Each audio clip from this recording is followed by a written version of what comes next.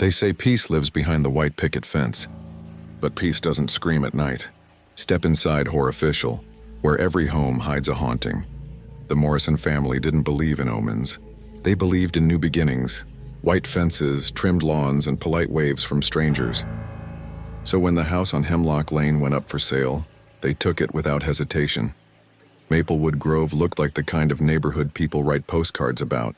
Every house identical, every porch light glowing the same warm hue, every car parked exactly 12 inches from the curb.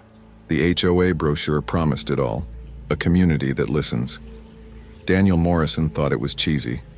Ava Morrison thought it was comforting. Their son Noah didn't care. He just wanted a backyard big enough for his drone.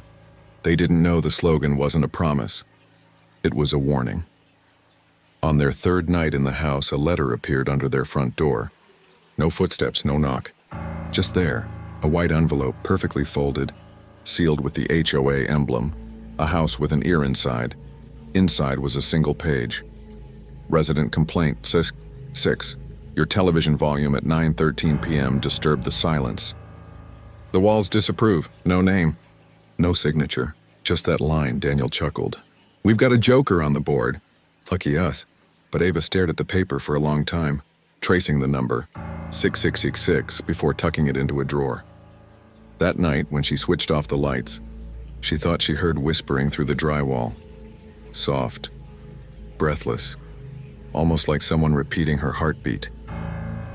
By the end of the week, 3 more envelopes appeared. 7, unauthorized laughter after 10 p.m. 68, microwave beep too loud. 9, inconsiderate footsteps on upstairs floor. It became a joke between them. The sound police. But the letters always arrived within minutes of whatever noise the HOA objected to. Daniel started testing it. He'd clap once, wait, nothing. Then he'd turn on music. Within seconds, shuffed, another envelope slid under the door. The walls seemed to know. That night, while Ava brushed her teeth, she heard Daniel call her name from downstairs. She stepped out, toothbrush in hand, but the hallway was empty. Then the whisper came again, Ava. It came from inside the wall. The next morning, a knock. Their neighbor, Mrs. Halbrook, stood on the porch. Her smile was thin, brittle. Don't talk near the walls, she whispered, eyes darting. They remember. Ava blinked. Excuse me? But Mrs. Halbrook was already backing away, clutching a grocery bag to her chest. Her door slammed shut seconds later.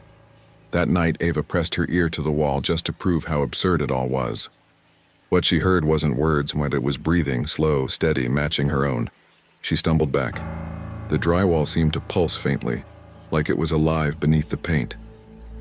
Daniel marched to the HOA office the next day, a beige trailer near the playground. He knocked.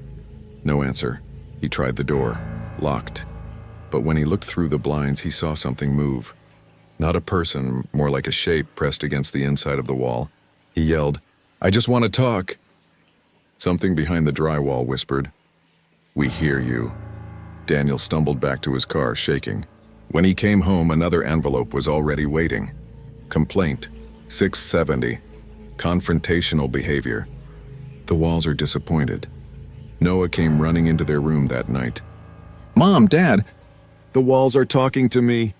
They followed him to his room. A faint static sound came from his baby monitor, the one they hadn't used in years.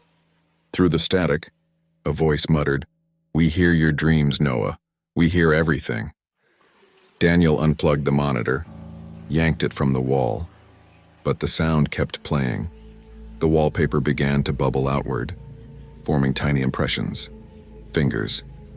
The next morning, a community-wide announcement appeared in every mailbox. The board reminds all residents to observe quiet hours and maintain respect for the listening program. Do not tamper with structural integrity. The walls are a shared asset, Daniel's patience snapped. He ripped a section of drywall open with a crowbar. Behind it, not pipes, not insulation, but layers of flesh-colored material, slick and wet. Veins pulsing beneath it like a heartbeat, Ava screamed. The wall began to close back up, swallowing itself. Another letter slid under the door. Complaint number 671, property damage. Resolution, integration required. The Morrisons tried to leave. Their car wouldn't start. Their phones had no signal. Every GPS map showed their location as listening zone. At 3 a.m., they heard knocks inside the walls, from all directions. Then the voice came again. You signed the contract. You joined the community. The community listens now. Listen back, the house breathed. The walls swelled outward, then pulled in, as if inhaling the family's panic. Daniel was the first to vanish. Ava saw his hand reach for her, then melt into the plaster, leaving only his outline behind. Noah screamed. The sound was swallowed mid-cry. Days later, a moving truck arrived at the Morrison home. New buyers, smiling, excited. The HOA representative handed them a welcome packet and a key.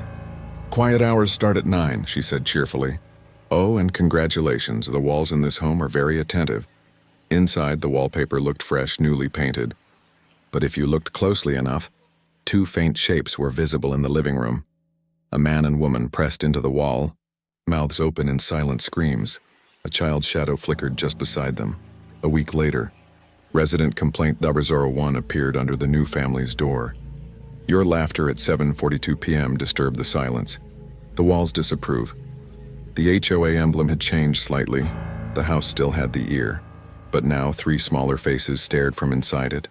Maplewood Grove promised to listen. Maybe it listened too well. If you enjoyed this story, don't forget to like, subscribe, and stay tuned. The next HOA file might just arrive under your door. And remember, if the walls start whispering, never whisper back.